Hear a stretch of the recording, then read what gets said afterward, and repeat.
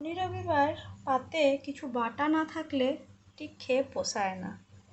তো সেই জন্য আজ আমি কাঁচা কলার খোসা বাটবো।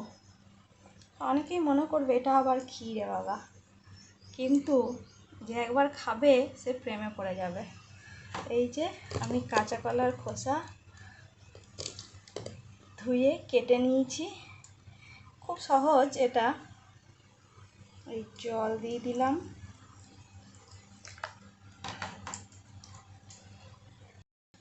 হলুদ নুন জল দিয়ে এটা আমি সেদ্ধ বসালাম। এটা ভালো করে ফুটে কষটা বেরিয়ে যাবে।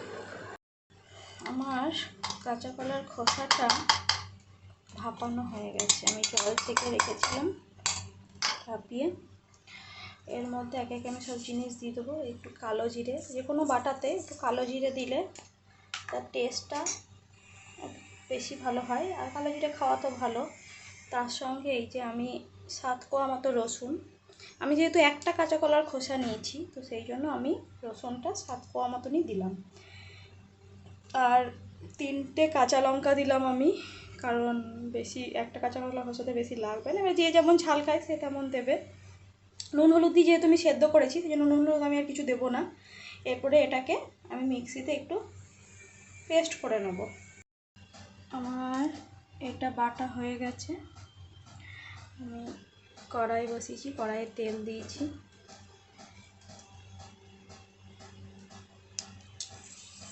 শুকনো লঙ্কা ফোড়নে দিলাম, কালো জিরে দিলাম,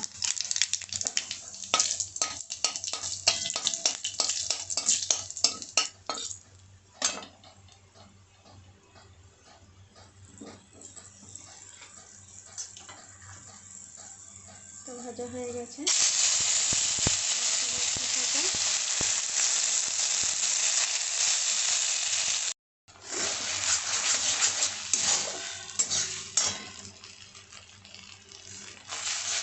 নুন মিষ্টি স্বাদ মতন সব দিয়ে পুরো শুকনো শুকনো করতে হবে, যাতে আমি যে কাঁচা রসুনটা দিয়েছি রসুনের গন্ধটা না থাকে। অনেকক্ষণ ভাজতে হবে এখন। এই যে আমার একদম রেডি ব্যাপারটা।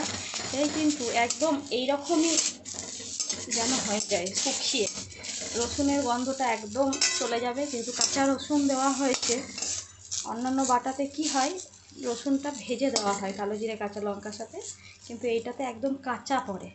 তো সেই জন্য জিনিসটাকে একদম এত সুন্দর করে ভাজতে হবে যাতে রসুনের গন্ধ একদম না থাকে। এই যে জিনিসটা দেখতে একদম এইরকম কড়াইয়ে লাগবে না ব্যাপারটা।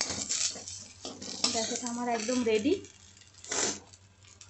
সবাই বানিয়ে দেখবে, গরম ভাতের সাথে একদম খেয়ে বলবে যে কেমন লাগলো ব্যাপারটা। আমার ভীষণ ভালো, আমি এটা প্রথমবার নয়, আমি অনেকবারই বানিয়েছি। আমার ঘরের লোকের তো খুবই পছন্দের, বাটা জিনিসটাই পছন্দের আসল কথা। চলো রাখলাম, টাটা।